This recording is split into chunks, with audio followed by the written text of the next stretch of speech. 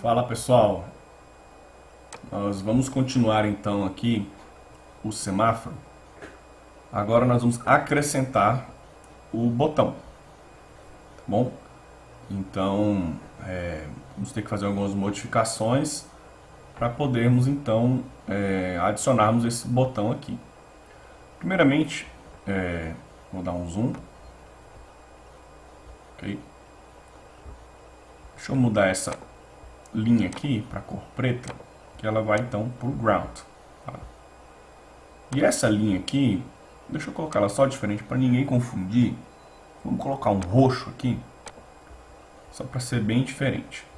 Então beleza, saiu do ground, entrou aqui numa entrada do botão, tá? Esse botão aqui, nós podemos dar um nome para ele, tá? Você clicar aqui, botão pedestre, beleza. Então agora toda vez que você clicar vai aparecer o nome desse botão aqui. A saída aqui ó, na outra perna, tá bom? Ele vai então vir aqui para nosso pino número 2. Professor, preciso colocar resistor, fazer alguma coisa aqui? Nesse caso não. Eu já vou mostrar para vocês por que nós não precisamos colocar nenhum resistor aqui. E ele vai funcionar certinho nesse esquema aqui do botão. Vamos lá. A nossa programação para esse tipo de botão nós chamamos do tipo pull up. Ele vai funcionar com essa diferença aqui, ó. Tá bom? Então, quando eu escrevo aqui no setup, tá? Então aqui o setup, dentro do setup, eu já coloco aqui, ó, eu escrevo 5 volts ou high no pino do botão, que eu defini aqui, ó. Botão igual a 2, tá? E aí eu vou colocar outros modelos aqui, outras coisas que a gente vai usar, mas por enquanto vamos focar apenas no botão igual a 2. E eu estou escrevendo, tá? De forma digital, ou seja, estou escrevendo 5 volts naquele botão. E o que isso faz? Vou pegar um arquivo aqui.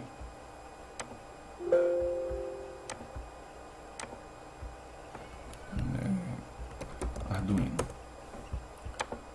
Então o que vai acontecer ali no Arduino, naquela saída, quando eu colocar o pino igual a high, tá? Digital write.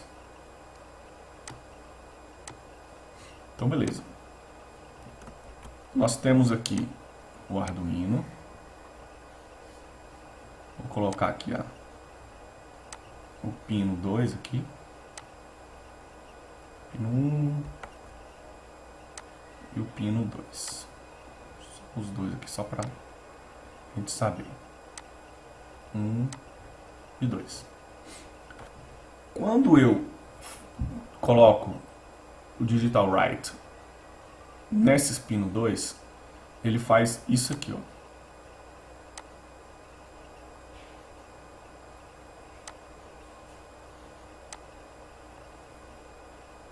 Então ele coloca 5 volts. Isso aqui é como se fosse interno, tá bom, pessoal? Uma resistência interna, RI. E aqui vai ser o botão. Ou seja, enquanto o botão não estiver acionado, aqui está os 5 volts. A corrente aqui, ó. E deixa eu dar um zoom.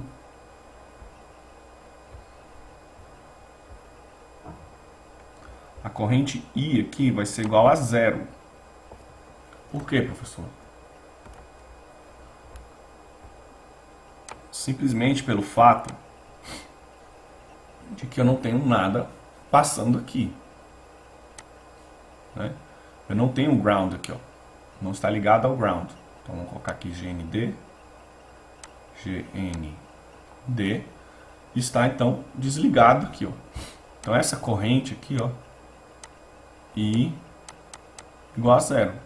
Se essa corrente aqui I igual a 0, a queda de tensão aqui, ó. Só apagar esse R aqui que ficou bem...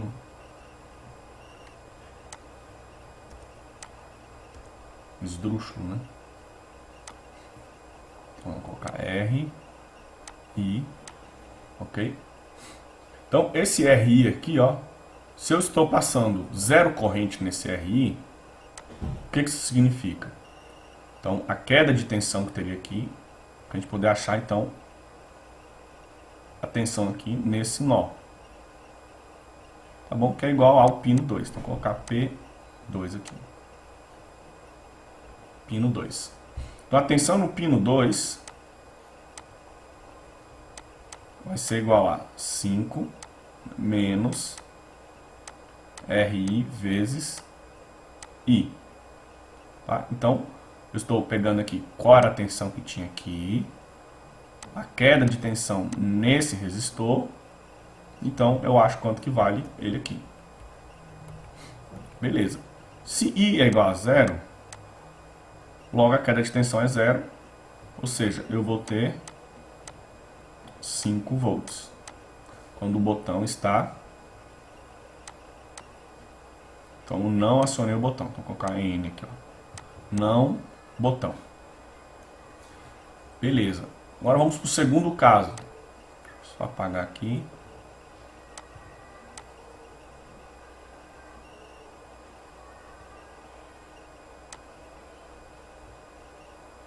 No segundo caso, o botão está fechado.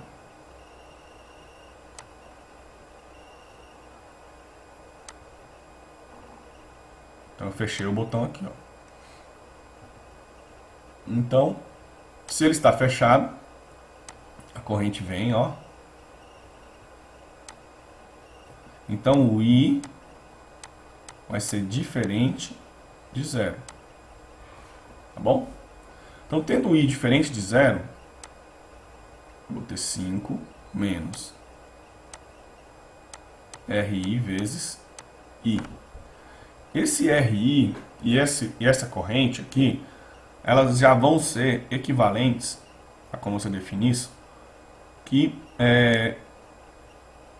o RI vezes o I vai ser igual a 5 volts. Ou seja, 5 menos 5 vai ser igual a 0 volts quando o botão está acionado. Então, o botão está acionado. Então, sabendo essa diferença agora, quando o botão está aberto, tá? Ou seja, o botão não está apertado, eu tenho 5 volts. Quando o botão está apertado, eu tenho 0 volts. Tá bom? Essa é a diferença, então, assim que funciona o nosso pull up. Ok? Vamos voltar lá para nossa atividade. Então, eu defini então, ele como pull up, aqui, ó, nessa linhazinha, na linha 21. E agora, então, eu vou fazer uma leitura desse status, né, do botão que eu estou definindo. Tá? Então, quando eu faço um digital read do canal 2, eu estou lendo qual é a voltagem que está lá, ou seja, se está 0 ou 5 volts. Tá? Vamos colocar só aqui para depois vocês se lembrarem. 0 volts, botão apertado. E aí, 5 volts, botão não acionado. Vou colocar acionado aqui para ficar na mesma nomenclatura. Então, beleza. Então, esse botão status aqui, eu declarei lá em cima como 1. Tá? Simplesmente porque como ele, quando ele não está apertado, ele já vale 1. Então, só para inicializar a nossa essa variável lá. Então ele já vale 1. Então quando eu ler aqui que ele apertou o botão, eu vou ler 0. Tá? E aí o que é isso aqui? Ó? tempo 2 milis. Que diabo é isso aí, pessoal?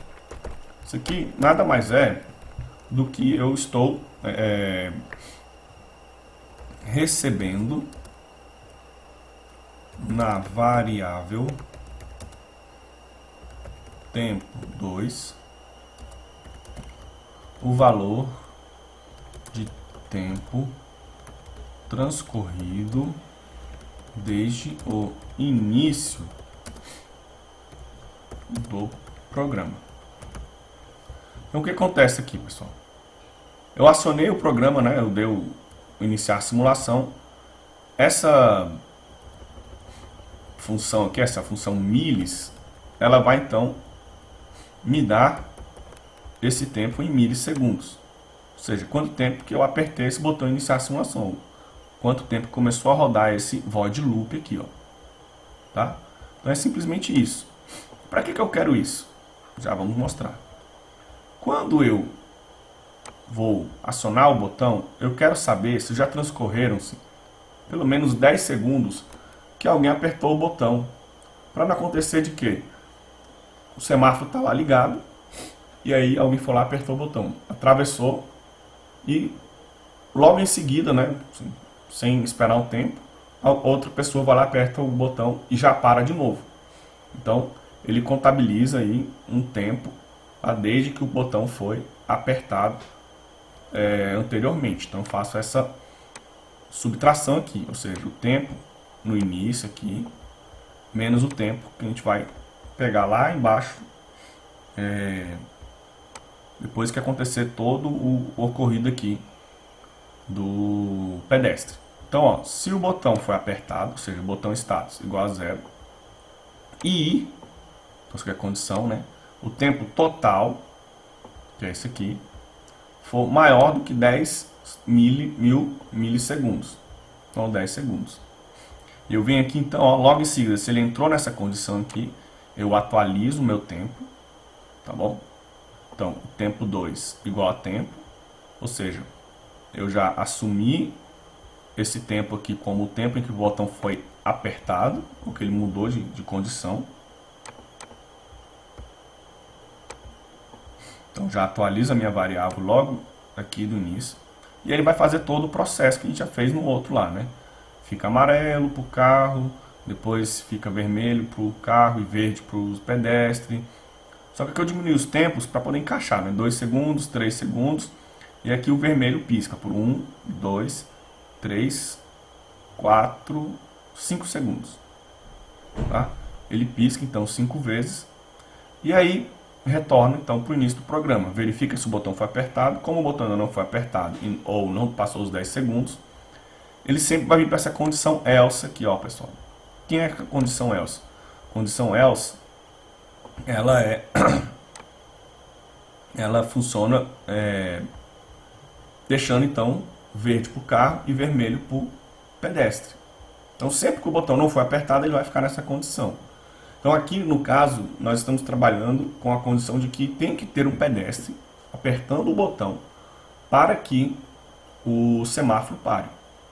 Pelo menos para mim isso faz muito mais sentido do que simplesmente você parar de forma periódica para o pedestre passar se não tem nenhum pedestre. É claro que isso vai depender de onde que é, né, se esse cruzamento tem, sei lá, um retorno para os carros e tem muito movimento, e às vezes é o tempo que o carro usa para poder passar é quando o pedestre está passando.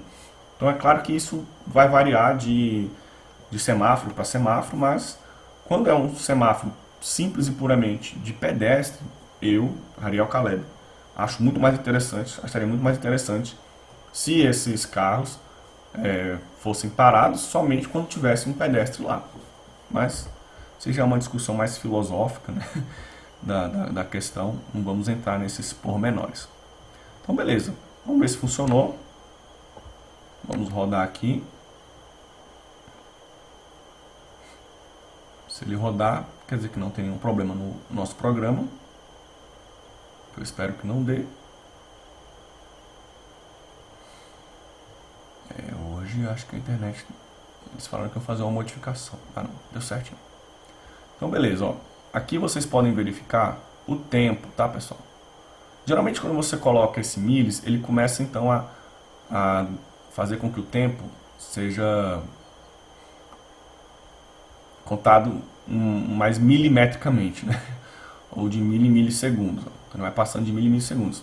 Não tem 10 segundos ainda, ó, eu aperto o botão, nada acontece. Ok? Aperto o botão e nada acontece. Então você vai ver quando passar dos 10 segundos, eu vou apertar o botão. Ó. Passou os 10 segundos, ele não muda automaticamente. Apenas quando eu pressiono o botão. Então ele fez lá, vai piscar 5 vezes, 3, 4, 5 e voltou. Tá? Então quando ele está verificando o tempo, que ele está passando pelo milis, sempre ele vai então ficar mais devagar aqui, né? Então agora, ó, eu apertei novamente, ele já vai? Já. Por quê? Se a gente contabilizar aqui o tempo que ele gastou, 5 segundos, mais 2, mais 3, quando ele termina o processo aqui, ele já contabilizou o tempo, né, de 10 segundos para poder acionar o botão. Então, o que eu posso fazer aqui? Ó?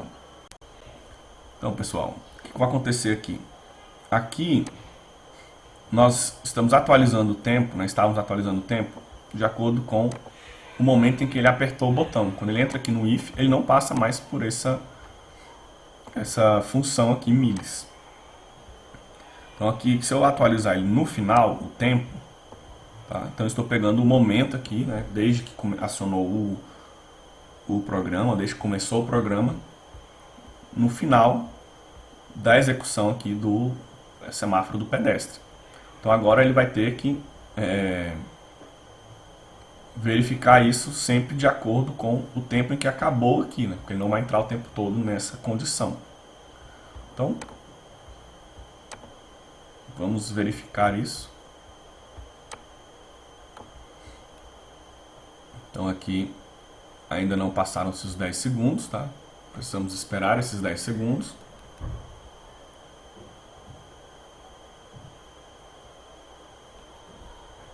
Como eu disse, né? Se ele está passando pelaquela função milis, ele executa o tempo de milissegundos. Então ele meio que demora um pouco mais a passar o tempo, né?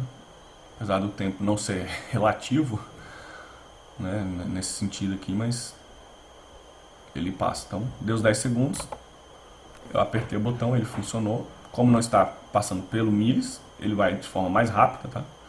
Então já passou 17, 18, 19 segundos, 20 segundos, ou seja, voltou para o início. Estou apertando o botão, ó, e nada está acontecendo. Por quê? Ainda não se passaram 10 segundos, que foi a regra que eu usei ali para poder, de funcionamento do botão do pedestre. Para não ficar então, o pedestre acabou de passar, vem outro pedestre e já quer passar logo em seguida. Então esse semáforo aqui é um pouquinho mais inteligente e não permite isso. Tá bom? Então agora quando fizer 10 segundos que acabou a sequência do pedestre, ó, 30 segundos, eu consigo apertar o botão e ele funciona. Então é isso aí, pessoal. Por hoje é só. Agradeço aí a participação de todos. Como eu sempre faço, eu vou deixar aqui o programa na descrição do vídeo. E é isso aí. Não esqueça de curtir o canal, ativa os sininhos, essa baboseira toda aí. Valeu!